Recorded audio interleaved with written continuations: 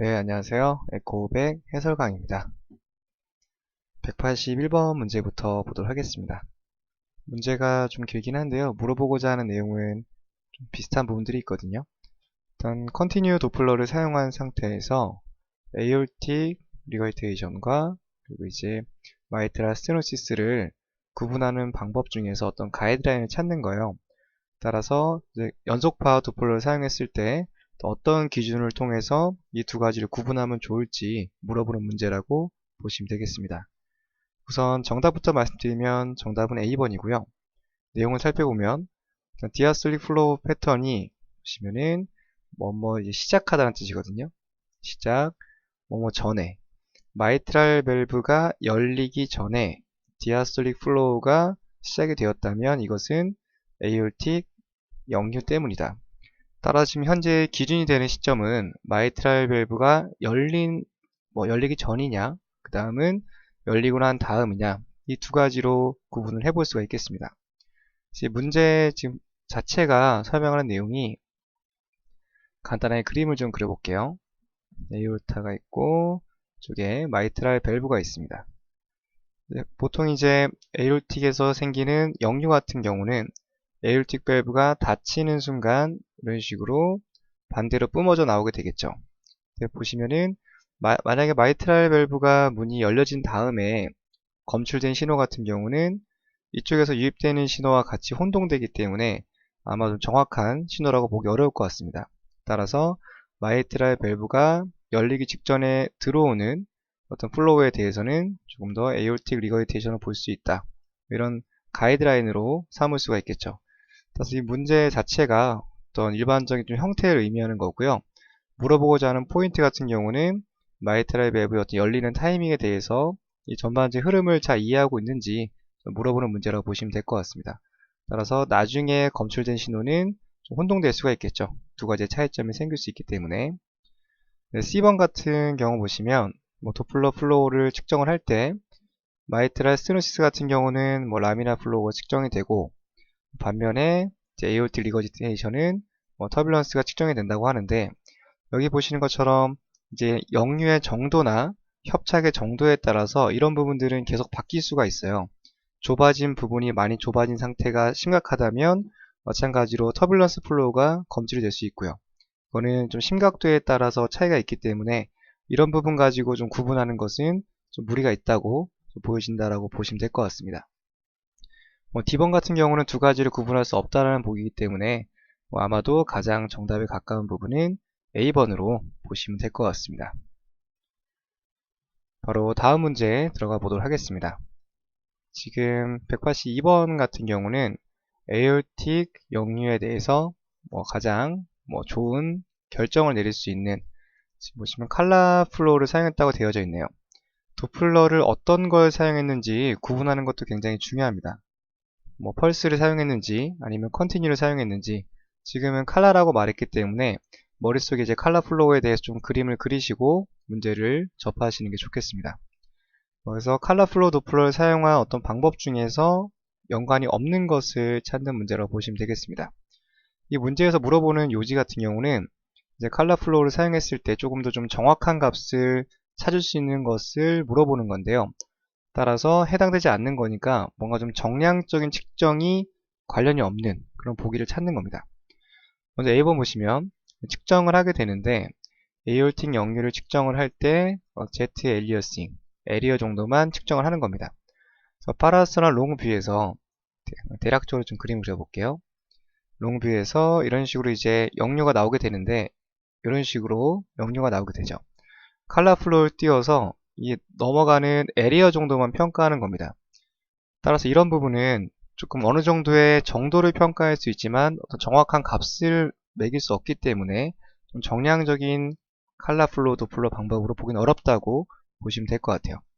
우선 정답은 A번으로 보시면 될 것 같고요. 밑에 보시면 두 가지를 좀 비교하는 겁니다. 에올틱 역류되는 Z의 위드스와 그리고 레프트 벤트리클 아웃플로우 트랙의 위드스를 어떤 B를 측정을 해서 값을 매기는 방법이라고 보시면 될 것 같아요. 이런 부분들 마찬가지로 좀 정량적인 방법으로 볼 수 있겠고요. 어떤 B를 통해서 값이 나오는 방법이기 때문에 조금 더 정확한 값이라고 보시면 될 것 같습니다. 다음은 베나 컨트랙터인데요. 베나 컨트랙터는 역류가 시작되는 부분 중에서 가장 목이 좁은 부분이죠. 따라서 이 목이 좁은 부분에 어떤 거리를 측정함으로써 이 거리가 점점 넓어진다면 아무래도 역류가 되는 범위가 더 넓다라고 예측을 해볼 수가 있겠습니다. 일단 정답은 A번으로 보고요. 그 다음에 BCD번에 해당되는 다른 슬라이드 같이 한번 보도록 하겠습니다. 우선적으로 몇 가지 파라미터가 조금 더 추가가 되게 되는데요. 보통 많이 나오는 게 역류 Z의 위드스와 LVOT 위드스를 서로 B를 매겨서 이런 식으로 값을 매기는 방법이 있겠습니다. 대략적인 값 정도만 익히시면 될 것 같고요. 봤을 때 역류되는 위드스가 커지면 커질수록 여기 있는 퍼센테이지가 올라가게 되겠죠. 따라서 이 두 가지에 만약 B를 물어보는 문제가 나온다면 아마도 값이 커지면 커질수록 역류의 심각도가 높아질 것이다 라는 부분을 예상해 보시면 될 것 같습니다. 다음 마찬가지고요. Z의 에리어를 각각의 B를 통해서 만들어 봤을 때 보시는 것처럼 점차 값이 상승할수록 역류의 심각도가 올라가게 된다 라고 보시면 될 것 같아요. 그 다음으로 가장 좀 많이 나오는 게 이제 베나 컨트랙터를 많이 사용하게 되는데 좀 심각한 상태 정도를 기억하시는 게 더 도움이 될 거라고 생각이 듭니다. 0.6 정도 보시면 될 것 같고요. 마찬가지로 수치가 나오는 방법이기 때문에 보다 더 많이 사용되는 방법이라고 봐주시면 될 것 같습니다. 다음은 이제 디센딩 에올타에서 생기는 역전 현상인데요. 단순하게 생각을 해봤을 때 에올타를 통해서 혈액이 이제 디센딩 에올타 내려가게 되고 전신으로 퍼져나가게 됩니다. 만약에 역류 현상이 생기게 되면 일부가 되돌아가게 되겠죠. 그렇게 되면 혈액이 갔다가 되돌아오는 그 포인트에서 여러 가지 변화가 생기게 되겠습니다. 지금 보시는 것처럼 원래는 이쪽 방향으로 흘러가줘야 되는데 AR의 흔적 때문에 이런 식으로 역전 현상이 생기게 되는 것이죠. 따라서 하행대동맥에서 보이는 혈류의 역전 현상이 나타난다. 이런 부분들은 에올틱 리거리테이션과 연관이 있는 복이다 라고 간단하게 기억을 하시면 되겠습니다. 혈액이 다 넘어가야 되는데 일부가 되돌아오니까 그 흔적들이 남아있게 되는 것이죠. 이렇게 정리하고요. 바로 다음 문제에 넘어가 보도록 하겠습니다. 문제 보시면 이제 디아스톨릭 중간에라는 표현이 있네요. 이완기 중간에 보여지는 어떤 역전 현상이 있게 되는데요. 방금 앞서 설명드린 내용과 이제 동일한 부분이 되겠습니다. 디센딩 솔라식에서 어브도멘 아테리까지 나가는 부분들에 생기는 역전 현상과 이제 관련이 없는 것을 찾는 거네요. 따라서 어떤 에올타의 흐름에서 이 부분들이 반대로 새 나가는 첫 번째로는 AR이 대표적이죠. 앞서 설명드린 내용들이었고요. 또는 여러 가지 원인에 의해서 풀모나리 쪽이라든지 어쨌든 에올타로 쭉 가야 되는 혈액들이 다른 쪽으로 새 나가는 어떤 질병들이 해당되는 항목일 것이고요. 그리고 그런 부분과 관계없는 것을 찾는 문제라고 보시면 될 것 같습니다. 우선 정답은 B번으로 볼 수 있겠고요. 일단 마이트랄 역류 같은 경우는 에올타로 직접적으로 아직 가기 전이기 때문에 직접적인 관련이 없다라고 볼 수가 있겠습니다. A번은 아까 설명드린 내용이기 때문에 넘어가도록 하고요. C번과 D번, PDA. C번은 보시면 동맥관 개존증이죠. 그리고 D번은 에올타와 풀모나리가 연결되어 있는 두 가지 다 선천적인 어떤 기형이라고 보시면 될 것 같습니다. 따라서 에올타로 쭉 넘어가야 되는 혈류의 일부가 다른 풀모나리 쪽과 연결돼서 이제 따로 새 나갈 수 있는 어떤 부분들이 생기게 되는 것이죠. C번과 D번에 해당되는 부분들은 뒤에 나오는 또 컨제니탈 파트에 대해서 다시 한번 다룰 때 설명을 좀 드리도록 하겠습니다. 그래서 문제가 물어보고자 하는 요지는 에올타로 혈액이 잘 넘어갔다가 역전되는 현상이기 때문에 뭔가 100% 넘어가지 못하는 상황들을 잘 찾아내시면 되는 문제라고 보시면 될 것 같아요. 다음은 184번 문제 보도록 하겠습니다. 지금 문제 보시면 여기가 포인트인데요. 정량적인 어떤 측정을 물어봤어요. 정량적인 측정이라고 하는 것은 어떤 정확한 수치가 나와줘야 됩니다. 그리고 이 수치에 어떤 신뢰도가 있어줘야 된다는 것이죠.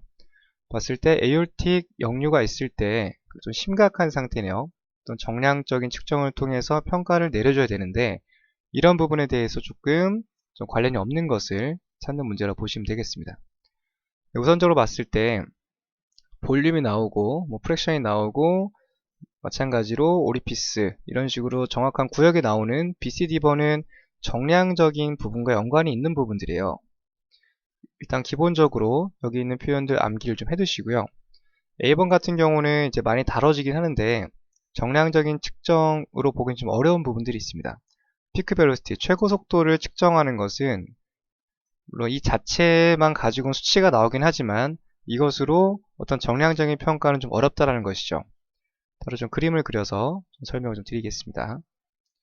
지금 가장 중요한 포인트는 이제 피크 벨로시티를 측정하게 되는 어떤 기본적인 포인트인데요. 이쪽에 어떤 관이 있다고 가정을 해보고요. 두 가지의 압력이 있습니다. 보통 P1과 P2의 어떤 압력 차이를 나타내기 위한 방법 중에 하나가 이쪽에 속도를 재서 이 속도를 4V 제곱이라는 공식에 넣어서 이제 압력을 구하게 되는 것인데요. 여기 있는 속도는 어떤 심각한 상태를 나타내기도 하지만 원래 기본적인 개념은 양쪽 두 가지에 있는 압력의 차이를 나타내는 값입니다. 따라서 단순히 압력차를 대변해주는 속도의 값이기 때문에 이 값만 가지고는 어떤 정확한 정량적인 측정을 하기는 어렵다라는 것이죠. 그렇기 때문에 물론 임상적으로 여기 있는 속도가 높게 측정이 되면 당연히 어떤 심각도를 예측해 볼 수는 있지만 문제에서 물어보는 정량적인 측정과는 조금 거리가 있다라고 보시면 될 것 같습니다. 그래서 정답은 A번으로 보시면 될 것 같고요. 그래서 대표적인 정량적인 값 두 가지만 더 보도록 하겠습니다. 보통 많이 나오는 게 이제 역류 볼륨이라고 나오는 부분들이 있는데요. 볼륨 같은 경우는 대략적으로 한 50 정도가 넘어가면 좀 심각하다. 이 정도 기억하시면 도움이 될 것 같고요. 그 다음에 이제 유효구 역류 면적이라고 해서 간단하게 이런 식으로 적어 나가게 되는데요. 마찬가지로 가장 좀 심각한 상태의 값 정도만 눈여겨보시면 될 것 같습니다. 이렇게 해서 내용 살펴봤고요. 마지막 문제 보도록 하겠습니다. 지금 이제 포인트가 되는 게 displacement라는 표현이 있죠. 살짝 이동했다라는 표현인데 에올틱에 있는 리플렛이 이제 레프트 벤트리클 아웃플로우 트랙에서 이제 관찰되는 부분이 살짝 위치가 좀 이동이 됐다라는 표현이에요. 마찬가지로 이제 마이트랄 밸브 프롤랩스 때 기억나시겠지만 정상적인 상태에서 살짝 순간적으로 일탈하는 어떤 상태가 있었습니다. 따라서 지금 이 문맥의 구조상 에올틱 밸브 리플렛 자체가 순간적으로 이동했다. 어떤 이런 의미가 담겨져 있기 때문에 정답은 프롤랩스와 가깝다라고 보시면 될 것 같아요. 영상 보시면 좀 설명을 좀 드리겠습니다. 보통 이제 파라스터널 롱뷰에서 관찰이 된다라고 했는데 지금 이제 이쪽 부분 같은 경우는 아마도 경식도 초음파에서 조금 더 잘 관찰이 된다라고 보시면 될 것 같습니다. 그래서 지금 보시면 이런 식으로 순간에 어떤 편의가 관찰이 되고 있고요. 그래서 에올틱 밸브에도 어떤 프롤랩스가 존재한다. 이전 기본적인 개념 정도만 잘 좀 기억하시면 될 것 같습니다.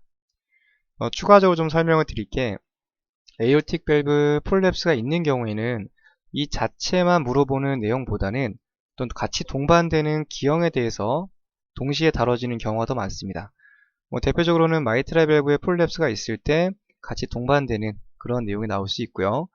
그 다음으로 이제 바이커스피드, 에올틱 밸브가 원래는 세 가지가 있어야 되는데 두 개밖에 없는 이런 바이커스피드가 있을 때 프롤랩스가 동반될 수 있다. 또 다음으로는 VSD, 벤트리큘러 septal 디펙트, 어떤 선천성인 기형이죠. 선천성인 기형이 있을 때 마찬가지로 동반이 될 수 있고요. 마찬가지 에올틱 루트 딜라테이션이 있을 때 프롤랩스 형태가 같이 동반이 될 수 있습니다. 따라서 여기 있는 기본 개념과 함께 동시에 나타날 수 있는 보기들도 같이 봐두시면 좋을 것 같습니다. 네, 이렇게 해서 마치도록 하겠습니다. 감사합니다. 네, 안녕하세요. 에코500 해설강입니다. 186번 문제부터 보도록 하겠습니다. 네, 지금부터는 이제 트리커스피드 스테노시스로 넘어오게 돼요. 보시면은 이쪽 같은 경우는 마이트랄 스테노시스와 거의 내용이 비슷합니다. 따라서 전반적인 영상의 특징이라든지 이런 상태는 비슷한데 한 가지 차이점이 있다면 어떤 2차적인 변화의 차이점이 있습니다. 2차적인 변화라고 한다면 예를 들어 마이트랄 스테노스가 있을 때는 레프트 아트리움의 압력이 증가하면서 여러 가지 또 다른 합병증들이 생기게 됐는데요. 반면에 3천판 같은 경우는 연관되는 쪽이 라이트 아트리움이죠. 라이트 아트리움과 연관되는 쪽은 인페리얼 베나 카바 또는 헤파틱 베인, 이쪽으로 생각을 좀 하셔야 돼요. 이쪽은 풀모나리 베인, 렁 쪽으로 넘어가는 패턴이었고, 따라 전반적인 영상의 특징이라든지 나타나는 모션의 변화라든지 이런 에코적인 파인딩은 비슷한 반면, 다음 세컨더리한 체인지가 오른쪽에 있는 여러 가지 장기와 연관이 있다 정도만 기본적으로 봐주시면 되겠습니다. 자, 문제에서는 most common한 생기게 되는 3천판 협착에 대해서 물어볼 문제고요. 이 부분 같은 경우는 단순하게 좀 암기를 하시는 게 좋겠습니다. 그 다음은 C번, 류마틱 피버에 의해서 가장 most common하게 생기고 있습니다. 영상 보시면은 이제 이런 식으로 이쪽에 협착이 생겼기 때문에 아마도 라이트 아트리움이 점점 커지게 되겠죠. 이쪽에 혈액이 많이 정체가 되면서 압력이 점차 증가하게 되고요. 그러다 보니까 이쪽에 이제 심방 중격이 있게 되는데, 레프트 아트리움 이쪽이 점차 이쪽으로 중격이 밀려가게 되는 이런 모습도 동시에 관찰이 될 수 있겠습니다. 도플러의 움직임에 따라서 이제 역류 같은 경우는 이 아래쪽으로 나타나기 때문에 스펙트럼 자체에서도 아래쪽에 나타날 수 있고요. 스테노시스 같은 경우는 마찬가지로 위쪽으로 나타날 수 있는데, 심각도에 따라서 이런 식으로 쭉 파형이 길어지게 되겠죠. 그래서 프레시 하프 타임 개념 동일합니다. 마이트랄 쪽에서도 스테노시스가 심각해지게 되면 이 부분도 점차 길어지게 되잖아요. 마찬가지입니다. 그래서 동일한 부분 같이 앞에 부분 찾아보시면서 마이트랄 쪽과 같이 연관지어서 공부하시면 도움이 되겠습니다. 네, 바로 다음 문제 보도록 할게요. 이 부분도 이제 많이 겹쳐지는 부분인데 2D 모드에서 관찰되는 파인딩이에요. 그리고 류마틱이라는 표현이 있고요. 그래서 마이트랄에서 했던 내용과 거의 동일합니다. 연관되지 않는 걸 찾는 거고요. A번 보시면 리플렛이 두꺼워져 있고 이런 내용들 당연히 연관되는 복이고요. 그 디아솔릭 도밋, 하키스틱 사인이라고 기억나시죠? 이런 식으로 디아솔릭 도밋 현상이 생길 수 있습니다. 라이트 아티리얼 당연히 커지겠죠. 압력이 증가하기 때문에. 지금 보기를 보시면 지금 B번과 D번의 보기가 서로 상반되는 보기입니다. 시스톨릭 보인과 디아솔릭 도밋. 따라 좀 생기는 시기에 대해서 좀 차이가 나타나고 있는데, 일단 기본적으로 봤을 때는 트리커스피드 스테노시스가 나타날 타이밍은 아마도 이완기 때겠죠. 수축기 때가 아니라, 따라서 연관이 없는 보기는 D번으로 선택을 해주시면 되겠습니다. 바로 다음 문제에 넘어가 볼게요. 마찬가지로 좀 겹치는 내용들이 있어서 포인트만 체크하고 넘어가도록 하겠습니다. 마찬가지로 연결되는 부분인데 3천판 협착이 있는데 연관되는 보기가 아닌 것을 찾는 거죠. A번 보시면 이 벨로시티가 증가합니다. 이제 압력이 라이트 아티리움과 벤트리클의 차가 좀 생기기 때문에 순간적으로 혈액을 빠르게 밀어 보내게 되는 것이죠. 첫 번째 이 벨로시티가 증가하는 현상이 생기게 되고요. B번 보시면은 프레셔가 감소한다. 이쪽이 길이 좁아지기 때문에 압력이 점차 증가하게 되겠죠. 정답은 B번으로 볼 수 있겠고요. 에리어는 이제 점차 감소하게 된다라고 보시면 될 것 같습니다. 그리고 이제 D번 보시면은 마찬가지로 프레셔 그레던트는 증가하게 되겠죠. 따라 정리해보면 이쪽의 길이 좁아짐으로써 압력이 상승하게 되는 그런 포인트 보시면 될 것 같고, 마찬가지로 마이트랄에서 여러 번 설명드렸던 내용이기 때문에 체크만 하고 넘어가도록 하겠습니다. 다음은 이제 또 트리커스피드 역류에 관련된 부분으로 바로 넘어가게 됐는데요. 원인을 찾는 문제입니다. 지금 보시면 아나토믹한 이제 3천판 역류에 관련돼서 원인을 찾는데 연관이 없는 걸 찾는 거예요. 여기서 포인트가 되는 것은 아나토믹한 TR이 이게 뭔지를 먼저 파악을 하셔야 되는데, 보시면은 3천판이 있으면 3천판 이걸 문이라고 가정해 봤을 때 이 문 자체에 문제가 생긴 겁니다. 그러면 여기에 해당되지 않는 것은 뭐냐? 문 자체는 정상인데, 예를 들어서 문과 문 사이가 멀어지는, 보통 이제 기능적 역류라고 하죠.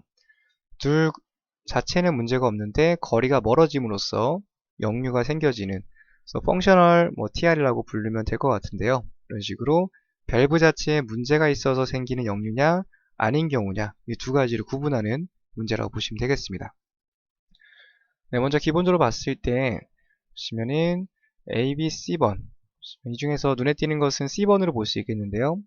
인펙티브 엔도카다이티스 감염성 심내막염이 생기면 밸브 쪽에 이제 증식 물질이 생기게 돼서 움직임을 방해하면서 이제 역류를 유발할 수 있겠죠. B번 같은 경우는 이제 선천성인 어떤 기형인데 마찬가지로 어떤 밸브의 위치 이상으로 역류를 유발할 수 있겠습니다. A번 같은 경우는 칼시노이드 질병인데 마찬가지로 칼시노이드 성분이 밸브에 침착되면서 생겨지게 되는 역류를 유발할 수 있겠고요. 정답은 D번인데요. 풀모널 하이퍼텐션, 이제 폐동맥 고혈압이라고 하죠. 그래서 보시면은 라이트 벤트리클은 연결돼서 풀모나리 쪽과 연관이 많습니다. 폐동맥 고혈압이 계속적으로 유발이 되게 되면 라이트 벤트리클이 점차 확장되게 돼요. 뒤에 또 설명드리겠습니다. 그래서 라이트 벤트리클이 확장됨에 따라서 이런 식으로 문과 문 사이의 거리가 멀어지게 되는 것이죠. 이런 부분을 펑셔널 MR이라고 합니다. 펑셔널 MR. 그래서 밸브 자체에 문제가 있는 건지 TR이죠.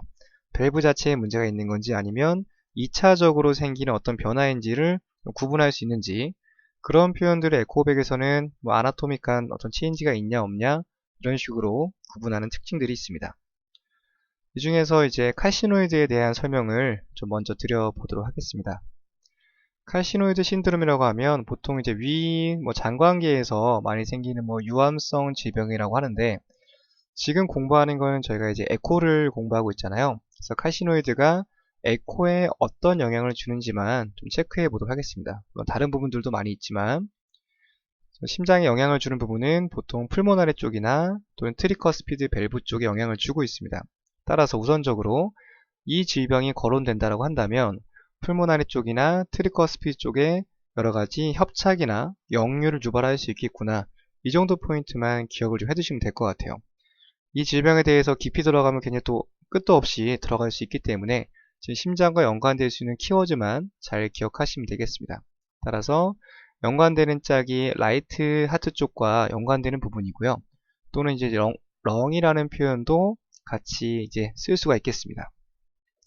근데 만약에 이제 마이트랄 스테노시스, MR이랑 키워드랑은 조금 맞지 않는 부분들이 있기 때문에 연관되는 그 키워드 정도만 같이 잘 기억해 주시면 될 것 같아요. 다음 190번 내용 보도록 하겠습니다.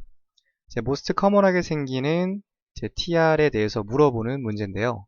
마찬가지로 모스트 커먼한 이 표현 자체는 항상 출제가 많이 될 수 있는 그런 포인트라고 우선적으로 좀 기억하시면 될 것 같습니다.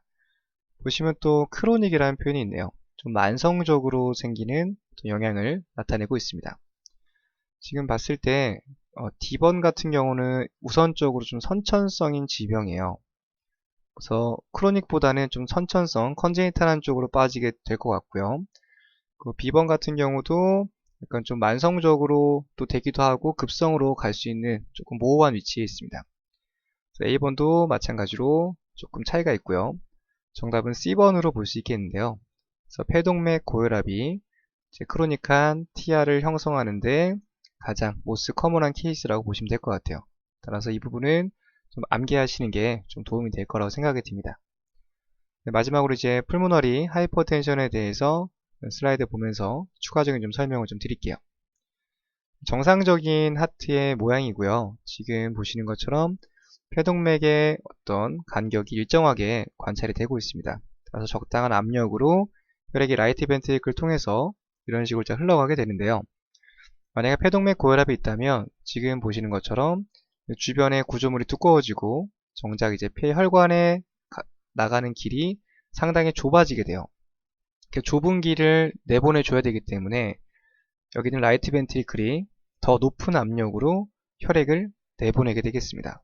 따라서 폐동맥 고혈압을 먼저 생각을 하시면 폐동맥 자체가 길이 좁아진 이 그림을 떠올려 주시고요. 좁아진 길을 이제 혈액을 내보내기 위해서는 그만큼 더 강한 압력으로 혈액을 내보내야 되겠죠. 거기를 담당하고 있는 게 라이트 벤트리클이기 때문에 더 높은 압력으로 내보내다 보니까 이런 식으로 점차 몸집이 커지게 되겠습니다. 라이트 벤트리클의 압력도 동시에 높아지게 되겠죠. 그러다 보니까 라이트 벤트리클의 사이즈가 커지면서 여기 있는 밸브의 간격도 자연스럽게 서로 멀어지게 되는 것입니다. 그러다 보니까 역류 현상이 기능적으로 생기는 그런 부분들이 발생할 수 있겠습니다. 뒤에 또 자주 다뤄지는 내용인데요.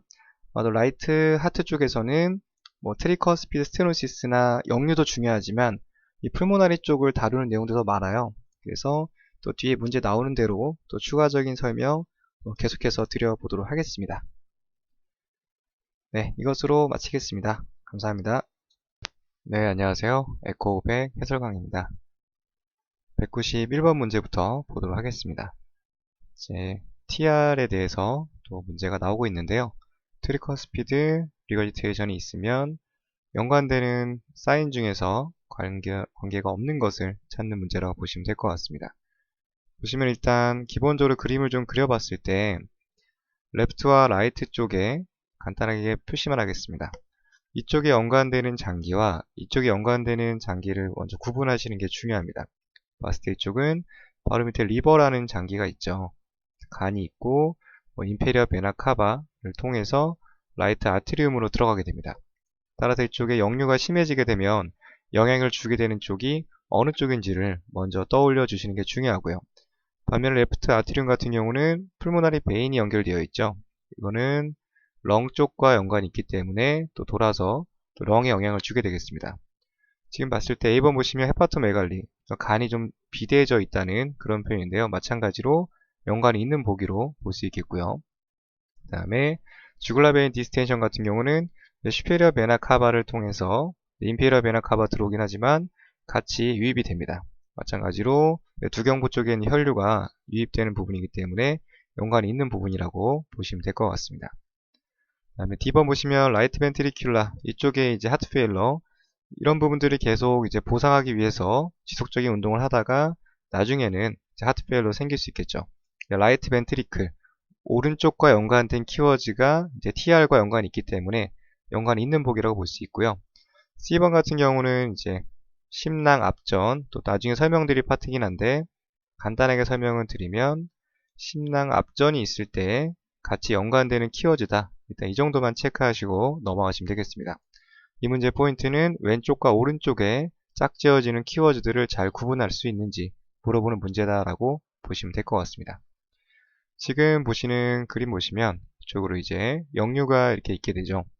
라이트 벤트리클에서 라이트 아트리움 쪽으로 혈액이 되돌아가게 됩니다. 그러면 이제 이쪽에 점차 압력이 증가하게 되겠죠. 증가하게 된 압력이 더 이상 이겨내지 못하면 들어왔던 길을 다시 반대쪽으로 혈액이 되돌아가게 됩니다. 따라서 유입되지 못한 채 정체 현상이 일어나게 되겠죠. 그렇게 되면서 이제 인체의 모든 혈액들은 다 제때 돌아가줘야 되는데 그런 부분들이 되지 않았을 때 영향을 주는 장기를 잘 떠올려 보시면 될 것 같습니다. 바로 다음 문제 보도록 하겠습니다. 이번에는 심장 잡음과 연관된 부분인데요. 이 잡음 같은 경우는 마이트랄 리거지테이션과 거의 타이밍이 비슷해요. 타이밍이 비슷하고요. 전반적인 사운드의 특징이라든지 그런 기본적인 내용들은 이제 마이트랄 리거지테이션과 비슷하게 보시면 될 것 같습니다. 먼저 기본적으로 봤을 때 MR과 TR이 생기는 타이밍 같은 경우는 수축기 중간에 생기죠. 그렇기 때문에 일단 A번은 제외를 하도록 하겠습니다. D번도 마찬가지고요. 예, 따라서 수축기, 이거는 수축기 중간이라기보다는 수축을 할 때 라는 표현이기 때문에 D번은 제외할 수 있겠고요. B번과 C번으로 구분해 볼 수 있겠습니다. 이 두 가지는 같은 표현이라고 설명드린 적이 있습니다. 홀러라는 표현과 판이라는 표현이 뭐뭐 중간이라는 표현이에요. 따라서 수축기 중간에 들리는 잡음, B번과 C번이 동일한데 이제 같은 부분 중에서도 차이점이 보여지는 부분은 로어 레프트 스터널 보더냐 아니면 카디악 에이펙스 보더냐, 이 두 가지의 차이점이라고 보시면 될 것 같습니다. 우선적으로 정답을 말씀드리면 B번으로 볼 수 있는데요. 이제 어느 쪽에다가 되느냐에 따라서 심음이 달라지게 되는데 간단하게 그림을 보면서 좀 설명을 좀 드릴게요. 좀 외우기 쉬운 그림이 있어서 한번 선택을 해봤습니다. 그래서 all physicians takes money. 네, 이제 간단하게 문장으로 표현이 되어져 있는데요. 앞에 있는 앞글자만 보셔도 될 것 같아요. 따라서 이제 이쪽에 되는 위치에 따라서 심 잡음이 특징적으로 들려진다.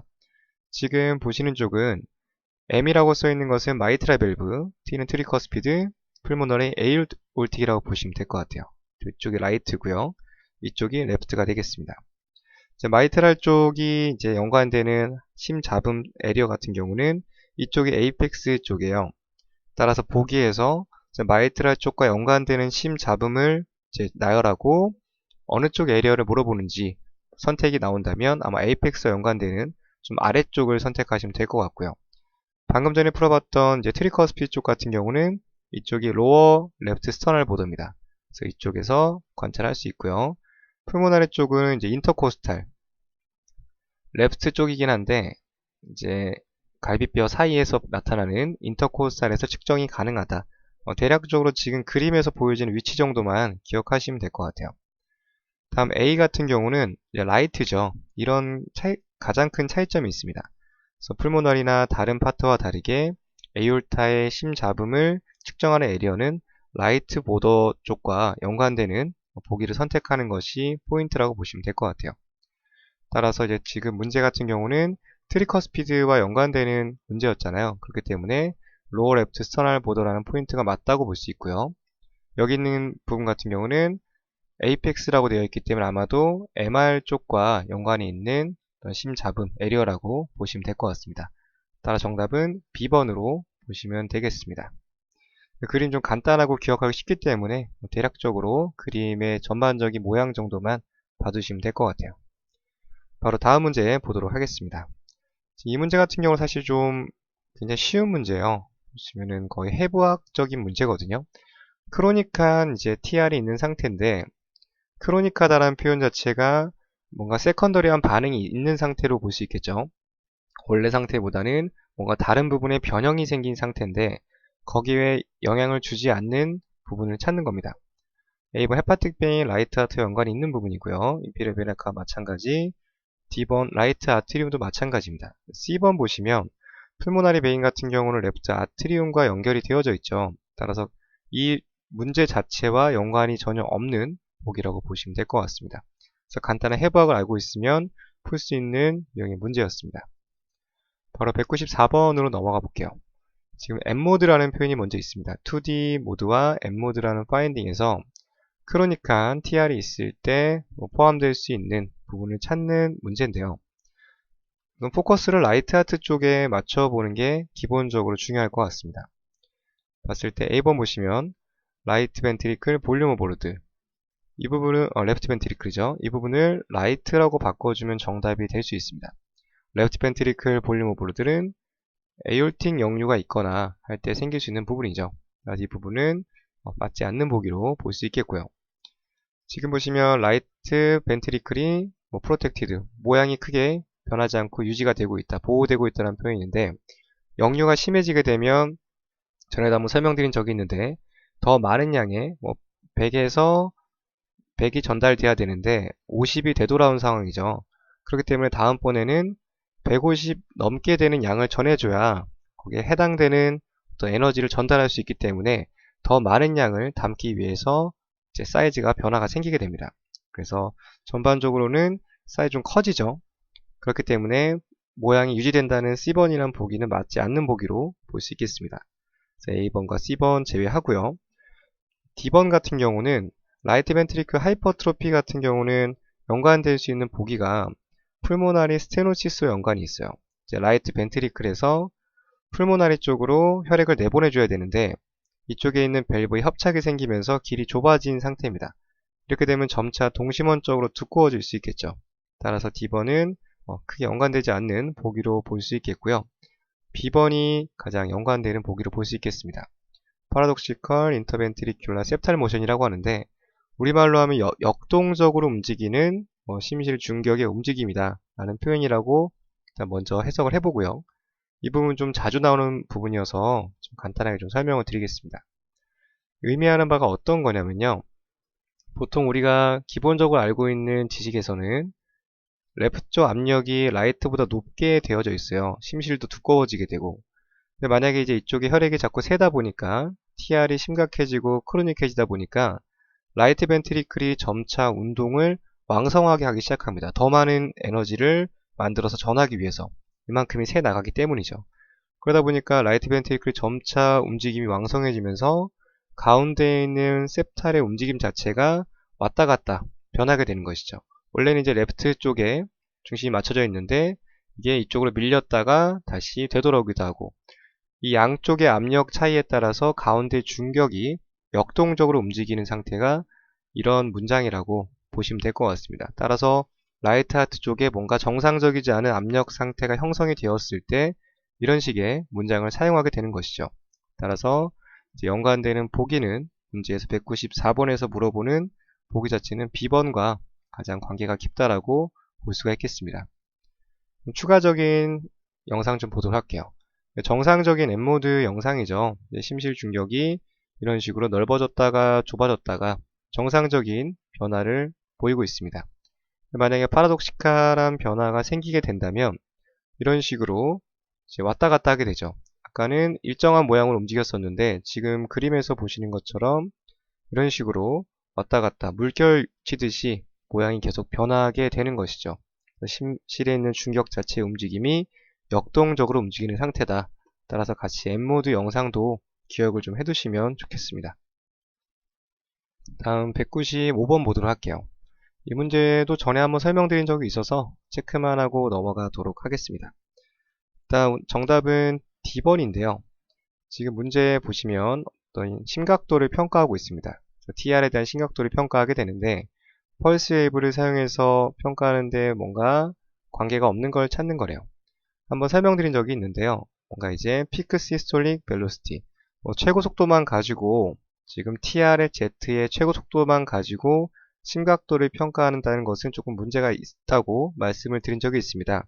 양쪽의 압력 차이를 대변하는 어떤 수치라고 볼 수 있고요. 이것만 가지고 심각도를 일반적으로 좀 평가하지 않는다. 좀 정량적인 측정과 좀 맞지 않는 부분이 있다라고 말씀을 드린 적이 있습니다. 이 부분도 마찬가지고요. 따라서 그런 이론에 입각해서 정답 D번 선택하시면 되겠습니다. 네, 이렇게 해서 강의 마치겠습니다. 감사합니다. 네, 안녕하세요. 에코500 해설강입니다. 196번 문제부터 풀어보도록 하겠습니다. 이 문제 보시면은 이제 연결되는 또 부분인데요. 크로닉한 TR이 있을 때 연관되지 않는 보기를 찾는 문제라고 보시면 되겠습니다. 먼저 문제 훑어보시면은 연관되는 보기라고 쉽게 찾을 수 있는데요. 누가 봐도 눈에 띄게 아닌 보기가 한 가지 있습니다. 바로 D번인데요. 지금 이 두 가지가 여기까지 겹치죠. 시스톨릭 플로우, 이제 역전 현상이 생겨지게 되는데요. 헤파틱 베인, 라이트 하트와 연관되는 헤파틱 베인이 연관되는 어떤 키워드라고 볼 수 있겠고요. 이쪽에는 풀모나리 베인 같은 경우는 레프트 하트와 연관되는 키워드죠. 그래서 이쪽은 마이트랄 리거리테이션과 연관이 될 수 있는 그런 키워드라고 볼 수 있겠습니다. 따라 지금 보시면 이 문제에서는 간단하게 스킵하고 넘어가고요. 구분해야 될 점 몇 가지만 적어 드릴게요. 포인트가 되는 게 TR과 MR의 어떤 키워드들을 서로 이제 크로스해서 내는 문제가 출제가 됩니다. 이쪽은 예를 들어서 헤파틱 베인과 연관이 있다면 이쪽은 풀모나리 베인과 연관이 있게 되죠. 이쪽은 라이트 벤트리클, 이쪽은 레프트 벤트리클, 이런 식으로 쭉 나열해 보면 연관되는 키워드가 나오게 되거든요. 근데 보기상에서 이 두 가지를 교묘하게 바꿔서 이제 한 단어 정도만 체인지해서 나오는 문제가 나올 수 있습니다. 실제 우리가 문제를 풀 때는 이제 컴퓨터 모니터로 풀게 되거든요. 제가 준비한 RDCS를 기준으로 하게 되면 컴퓨터로 문제를 풀기 때문에 이런 사소한 부분들을 많이 놓칠 수 있게 돼요. 그렇기 때문에 단어를 보실 때 좀 꼼꼼하게 하나하나 좀 해석을 해보시고요. 머릿속에 TR이라는 단어가 나오게 되면 쭉 연관 키워드가 나열될 수 있도록 좀 지속적으로 반복적인 좀 학습이 필요하다고 볼 수 있겠습니다. 그래서 그런 부분들의 어떤 허점을 노리고 내는 문제 중에 좀 대표적인 예라고 볼 수가 있겠습니다. 네, 바로 다음 문제 보도록 할게요. 지금 이 문제 같은 경우는 이제 자주 나오는 출제가 되는 계산 문제입니다. 에코와 연관된 부분에서 사람이 직접 손으로 계산하는 경우는 사실 임상에서는 거의 없거든요. 장비가 보통 계산을 하게 되는데 이런 간단한 계산 수식 문제 같은 경우는 실제 시험에서는 나올 수가 있게 되겠습니다. 이쪽에서는 간단한 개념 먼저 나오게 되는데요. 개념 먼저 설명드리고 계산 공식까지 좀 말씀드릴게요. Continue Wave를 사용해서 tr 값을 얻었습니다. 이제 이것으로 우리가 얻을 수 있는, 결정할 수 있는 어떤 압력을 구할 수 있는 값은 무엇입니까? 라고 물어보는 문제인데요. 우선 정답부터 말씀을 드리면 정답은 C번으로 볼 수 있습니다. 풀모노리 아테리 프레셔의 수축기 때 압력을 구할 수 있게 되는데요. 이 부분 같은 경우는 뒤에 수식 보면서 설명을 좀 드릴게요. 먼저 이제 라이트 벤트리클과 아트리움 사이에 압력차가 있습니다. 벤트리클, 라이트 아트리움. 이 값이 아까 설명드린 TR의 벨로시티죠. 이 속도가, 여기서 구해지는 최고 속도가 둘 사이의 압력차를 대별한다고 말씀드린 적이 있습니다. 따라서 TR 벨로시티 V를 놓고요. 압력을 구해야 되니까 4 곱하기 V 제곱을 하게 됩니다.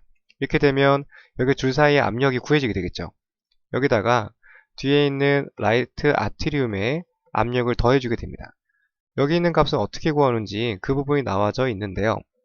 우선적으로 정리해야 될 부분은 여기 있는 V 값이 트리커 스피드 리거지테이션의 속도 값이라는 겁니다.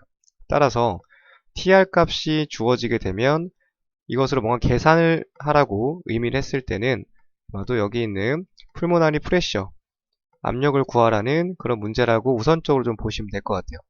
복잡하게 생각하지 마시고 TR이 주어지면 이 값을 여기다 넣어서 우선적으로 수치를 구해보는 것이 중요합니다. 자, 그 다음에 뒤에 값을 더해주게 되는데요.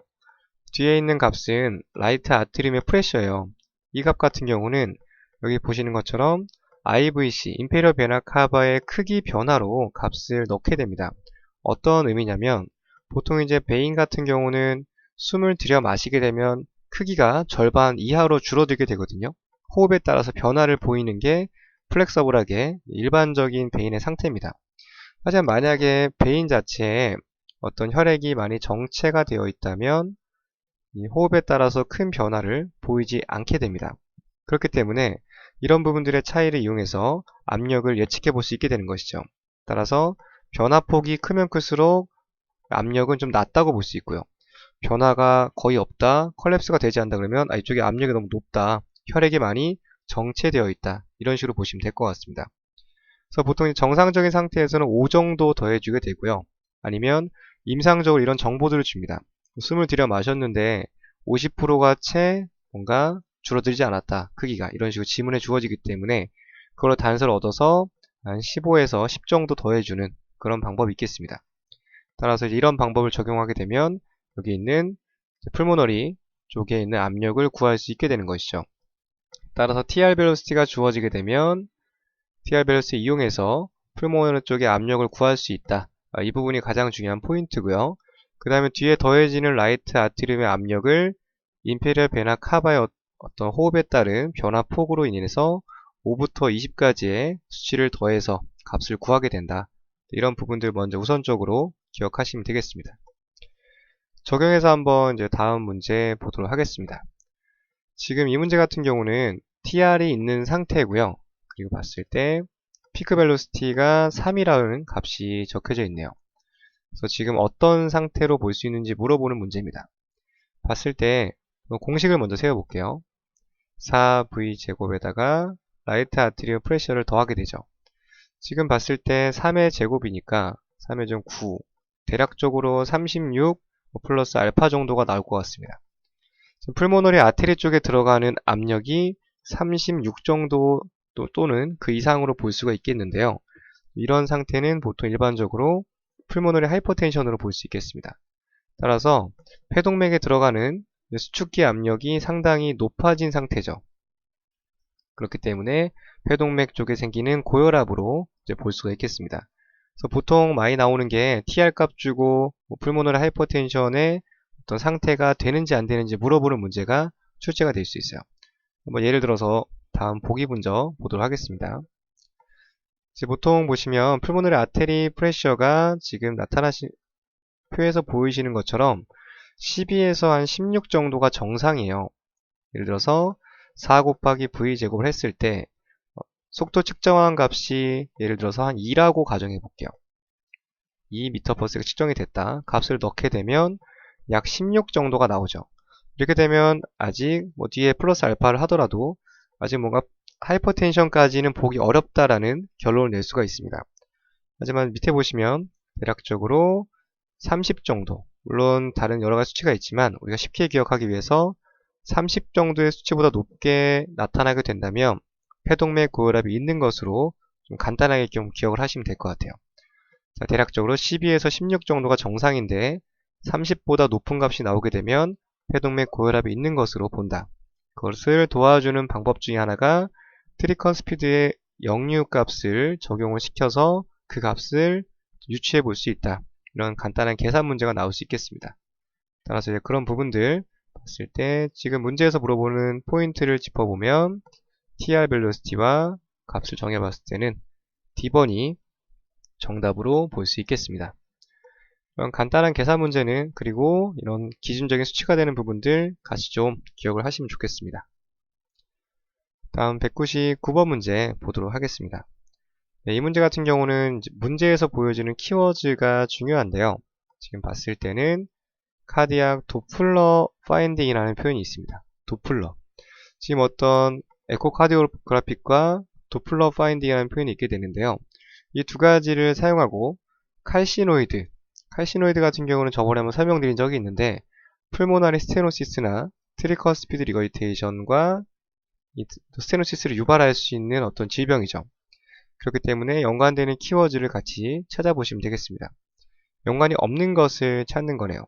따라서 칼시노이드 같은 경우는 이런 판막 쪽에 끼게 되면서 협착을 유발하거나 또는 역류를 유발하게 되는 것이 일반적인 형태입니다. 하지만 포인트가 되는 것은 레프트 하트 쪽과 연관되는 키워드는 직접적이지 않기 때문에 여기 있는 이 부분과 그리고 런까지만 기억하시라고 말씀을 드린 적이 있습니다. 따라서 이 부분 같이 한번 떠올려 보시면 될 것 같고요. 크게 해당되지 않는 부분은 C번으로 보시면 되겠습니다. 다음 200번 문제입니다. 이제 most common하게 생기는 이제 풀모나리 쪽으로 넘어왔네요. PR이죠. 풀모나리 이거이테이션. most common하게 생기는 PR의 원인은 무엇입니까? 라는 문제입니다. 이 부분 같은 경우는 간단하게 암기하시는 게 좀 더 빠르거든요. 봤을 때 정답은 C번입니다. 풀모나리 하이퍼텐션 때문에 이제 아테리 자체의 사이즈가 늘어나게 되면서 높은 압력을 감당해내기 위해서 거리가 멀어지면서 이런 식으로 펑셔널하게 PR이 생길 수 있겠습니다. 이 부분은 간단하게 암기하시는 걸로 마무리하도록 하겠습니다. 네, 이것으로 강의 마치겠습니다. 감사합니다. 안녕하세요. 에코백 해설강입니다. 201번 문제부터 보도록 하겠습니다. 네, 크로닉한 TR이 있을 때, PR이 있을 때 연관되는 부분을 찾는 문제라고 보시면 될 것 같습니다. 지금 A번 같은 경우는 레프트 하트와 연관되는 부분이기 때문에 제외하도록 하고요. 라이트 아티리얼 하이포트로피나 벤트리클 같은 경우는 이런 부분 같은 경우는 크게 연관이 없는 부분이라고 볼 수 있을 것 같아요. 포인트가 되는 것은 역류가 되었을 때 라이트 벤트리클에 영향을 주는 포인트가 되겠습니다. C번 같은 경우는 라이트 벤트리클의 프레셔 오버로드고요. D번 같은 경우는 라이트 벤트리클의 볼륨 오버로드죠. 아무래도 혈액이 다시 라이트 벤트리클 쪽으로 되돌아오기 때문에 가장 연관이 있는 보기는 라이트 벤트리클의 볼륨 오버로드다 라고 보시면 될 것 같습니다. 한번 그림 보면서 추가적인 내용 보도록 하겠습니다. 이제 혈액이 풀모나리 쪽으로 올라가 줘야 되는 게 정상인데요. 이런 식으로 올라가 줘야 되는데 라이트 벤트리클에서 다시 되돌아오게 되는 것이죠. 그렇게 되면 레프트 벤트리클에서 우리가 AR이 있었을 때 받게 되는 변화와 동일한 상태라고 보시면 될 것 같습니다. 따라서 라이트 벤트리클 점차 늘어나게 되겠죠. 더 이런 부분들을 또 보상하기 위해서 더 많은 움직임을 보이게 될 것입니다. 따라서 라이트 벤트리클의 볼륨 오버로드 연관되는 보기가 가장 관련이 있는 보기라고 보시면 될 것 같습니다. 마찬가지로 풀모나리 쪽 같은 경우도 또 전에 한번 또 말씀드린 적이 있는데 트리커스피드 마이트랄 할 때 설명드린 것처럼 에올틱 질병과 풀모나리 질병을 같이 비교해서 암기하시면 좋습니다. 에올타 같은 경우는 레프트 벤트리클 여러가지 프레셔 오버로드도 있고 볼륨 오버로드 되는 스테노시스라든지 AR 두 가지 잘 정리하시고요. 마찬가지로 라이트 벤트리클의 프레셔 오버로드, 라이트 벤트리클의 볼륨 오버로드, 이런 식으로 PS가 있을 때, PR이 있을 때 등의 상황들을 잘 정리하셔서 분명 아마도 이 두 가지를 이런 식으로 크로스해서 보기를 바꿔서 좀 헷갈리게 될 수가 있거든요. 그래서 이런 부분들 잘 체크하셔서 보시면 될 것 같습니다. 따라서 에이올틱 쪽에서 정리 잘 하시면 아마 이 부분도 같이 잘 따라서 볼 수 있을 거라고 생각이 듭니다. 겹치는 내용들은 좀 넘어가도록 하고요. 좀 새로운 내용 위주로 설명을 좀 드리겠습니다. 이 부분도 조금 겹치는 부분들이 있어서 좀 넘어가도록 하겠습니다. 지금 컬러플로우 도플러 파인딩과 연관된 부분인데요. PR이 있을 때 연관되지 않는 보기를 찾는 겁니다. 지금 뭐 문제에서 나타난 것처럼 뭔가 컬러플로우를 사용했기 때문에 도플러 방식이 다른 D번이죠. 보통 이제 피크 벨로시티는 컨티뉴로 측정을 하게 됩니다. 연속파로 측정하기 때문에 기법 자체가 조금 차이가 있다고 볼 수가 있고요.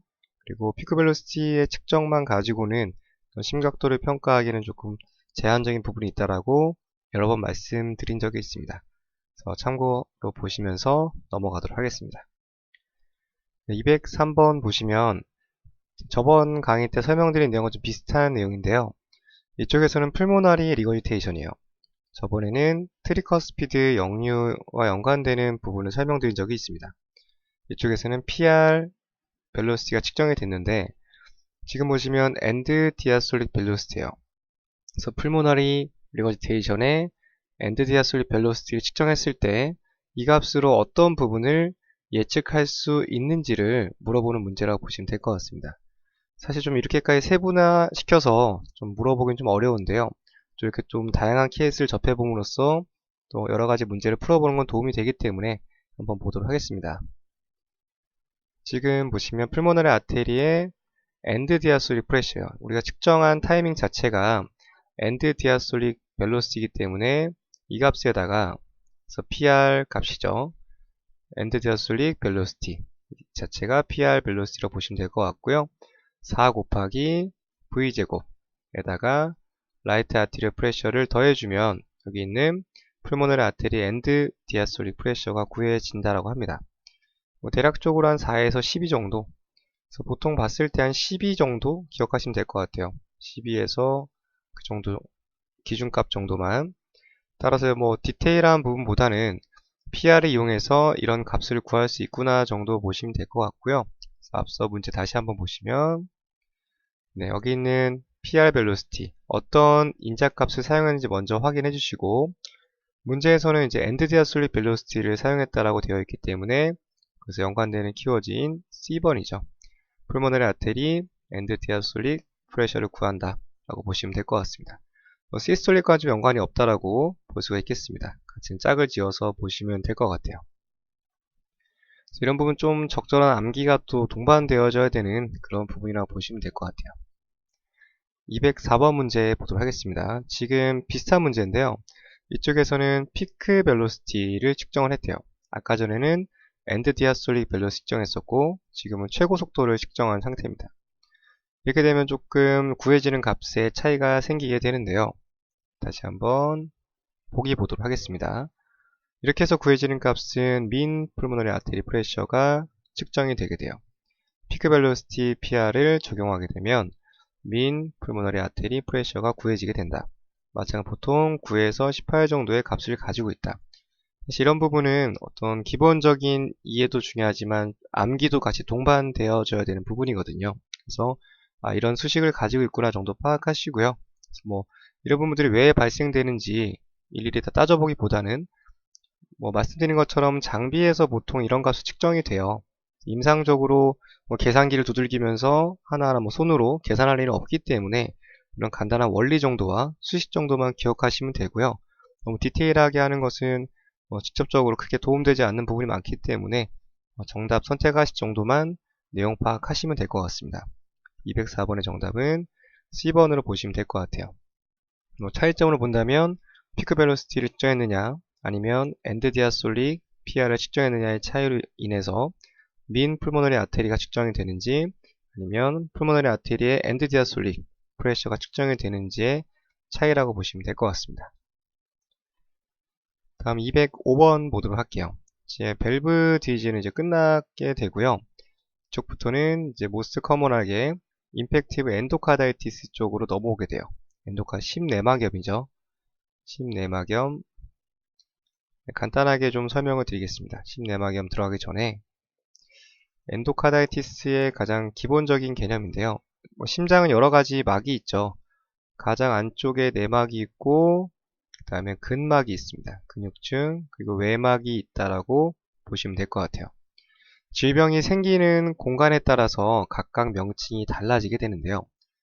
간단하게 영어로 적어보면 엔도카디움은 마이오, 그 다음에 이쪽은 페리카디움, 대략적으로 적어보겠습니다.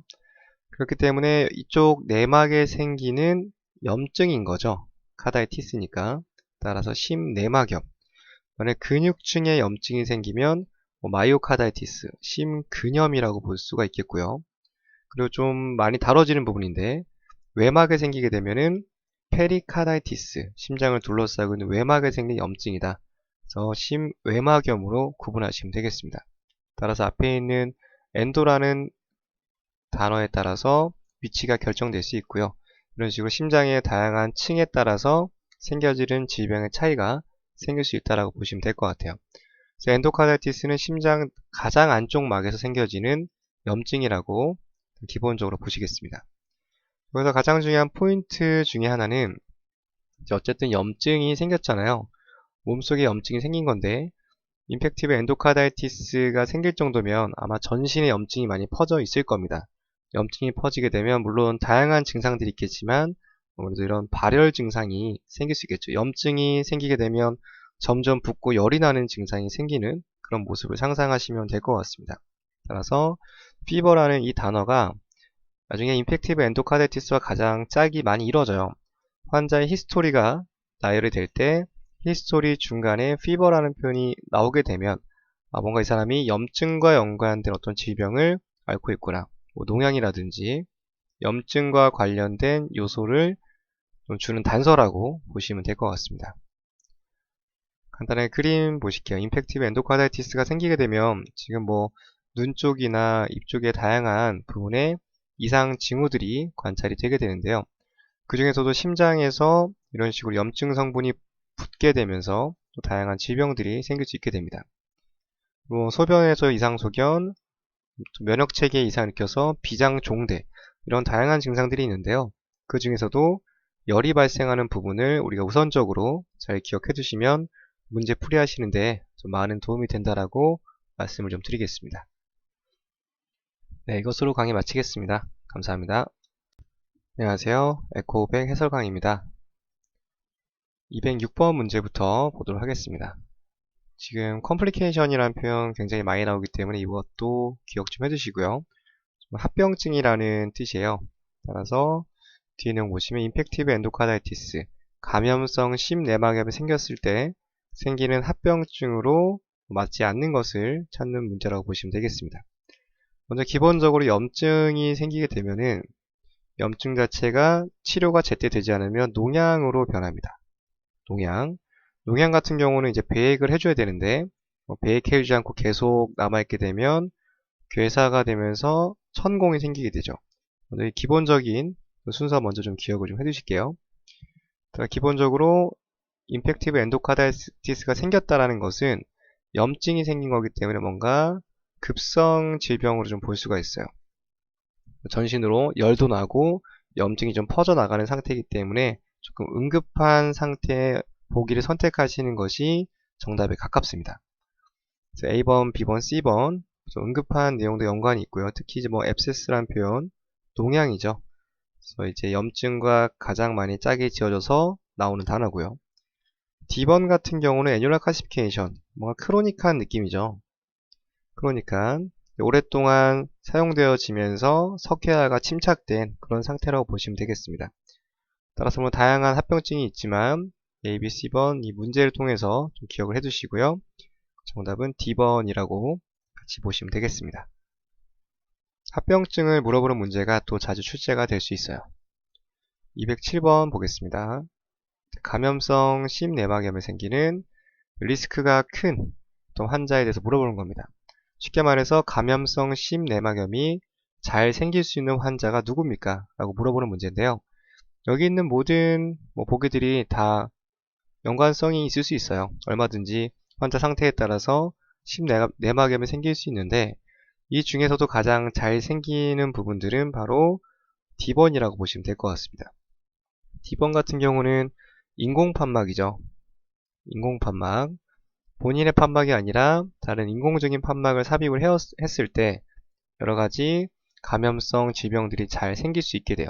원래 내 몸에 있던 것이 아니라 다른 외부의 것이 몸속으로 들어오면서 여러가지 거부 반응들이 생길 수 있겠죠. 거부 반응의 일종으로 이런 식으로 염증 반응이 충분히 생길 수 있겠습니다. 그래서 그림 보시면 이런 식으로 굉장히 하이퍼 에코익하게 보여지게 되죠. 물론 조직 판막이냐 기계적 판막이냐에 따라서 에코도는 차이가 있긴 하지만 대표적으로 봤을 때는 이런 식으로 하이퍼 에코익한 영상들이 많이 주어지게 돼요. 봤을 때 뭔가 이거는 인공 판막을 삽입을 했구나 라고 볼 수가 있고요. 몸에 들어왔을 때 여러가지 거부 반응이라든지 다른 이상 염증 반응을 일으키기가 좋겠죠. 그렇기 때문에 인공 판막을 삽입을 했을 때 감염성 심내막염이 잘 생길 수 있다. 이 정도 기억하시면 되겠습니다. 영상도 같이 봐주시면 좋겠습니다. 다음 208번 문제 볼게요. 이 문제 같은 경우는 이제 환자의 히스토리를 주어지게 되고 질병을 유추해보는 그런 문제라고 보시면 될 것 같습니다. 그러면 증거를 찾아봐야겠죠. 네, 정맥 주사 남용자네요. 정맥 쪽에다가 약물을 넣어서 오남용한 그런 환자라고 볼 수가 있을 것 같아요. 봤을 때 내 정맥 속에 어떤 다른 이물질을 넣었다라는 것은 충분히 어떤 이상 반응, 거부 반응들이 생겨질 수 있겠죠. 봤더니 열이 난답니다. 땀도 좀 흘리고 몸무게도 빠지고 포인트는 열이 난다라는 표현이 굉장히 중요하죠. 몸속에 다른 것을 집어넣고 몸에 열이 난다. 가장 연관 있는 보기는 C번 감염성 심내막염과 가장 밀접한 보기라고 볼 수 있겠습니다. 그래서 해당되는 히스토리를 보면서 질병을 찾아가는 그런 유형의 문제라고 보시면 될 것 같습니다. 다음 209번 문제 볼게요. 봤을 때 카디악 밸브에서 생겨지는 어떤 부분들을 물어보는 문제입니다. 카디악 밸브에 어떤 변화가 생기는가? 감염성 심내막염이 생기면 그럼 1차적으로 먼저 암기를 먼저 하실게요. 감염성 심내막염과 베제테이션 증식물이라고 하는데 이 두 가지는 세트입니다. 둘이 같이 다녀요. 그래서 이 보기가 나오면 얘를 떠올려 주시고 이게 나오면 베제테이션은 같이 떠올려 주시면 되겠습니다. 이상 거부 반응에 의해 생겨나는 뭔가 점차 세균처럼 점점 늘어나는 좀 증식물을 떠올리시면 될 것 같습니다. 이 두 가지가 가장 짜게 지어지는 포인트고요. 영상을 한번 보시겠습니다. 보시면 이게 밸브의 정상적인 모양이 아니죠. 이런 식으로 생겨야 되는데 밸브 주변에 뭔가 이렇게 먼지같이 붙어 있어요. 그래서 밸브의 움직임을 방해할 수도 있고요. 먼지 같은 구조물이 생겼고 아마도 이 영상만 가지고 이게 증식물인지 아닌지 구분하기 좀 어렵거든요. 스럼부스일 수도 있고 다른 종양일 수도 있기 때문에 아마 단순하게 영상만 보여주고 베지테이션임을 알려주기보다는 앞서 풀어봤던 문제와 짝지어서 나올 확률이 높습니다. 이런 영상을 주고요. 그리고 이런 히스토리를 줍니다. 쭉 나열 때 봤더니 뭔가 감염성 심내막염과 연관되는 히스토리가 쭉 나와져 있죠. 그 다음에 그림을 봤더니 화살표되어 있는 부분에 어떤 게 의심이 되느냐 라고 물어본다면 베지테이션을 선택하는 것이 가장 정답에 가까운 상황이라고 보시면 될 것 같습니다. 이 부분 꼭 기억해 두시고요. 또 이제 다음 풀어볼 문제에 나오게 되는데 베지테이션 같은 경우는 압력이 조금 낮은 쪽 레프트 아트리움과 벤트리클 사이에서 둘 중에 압력이 좀 낮게 형성되는 쪽은 아마도 아트리얼 사이드겠죠. 벤트리클 사이드가 좀 더 압력이 높은 쪽이니까 그래서 보통은 아트리얼 사이드에 조금 더 많이 잘 발생하는 것으로 알려져 있습니다. 그래서 다음 문제가 바로 그 문제인데요. 봤을 때 붙어있는 사이트래요. 보통 붙어있는 사이트 베지테이션이 마이트랄 밸브나 트리커스피드에서 보통 어느 쪽 사이트에 붙어있는지를 물어보는 문제입니다. 그래서 방금 설명드린 것처럼 벤트리큘라 쪽이 아니라 아티리얼 사이드 쪽에서 주로 많이 생겨난다. 이 부분 같이 짝지어서 암기를 좀 하시면 좋을 것 같습니다. 네, 이것으로 마치겠습니다. 감사합니다.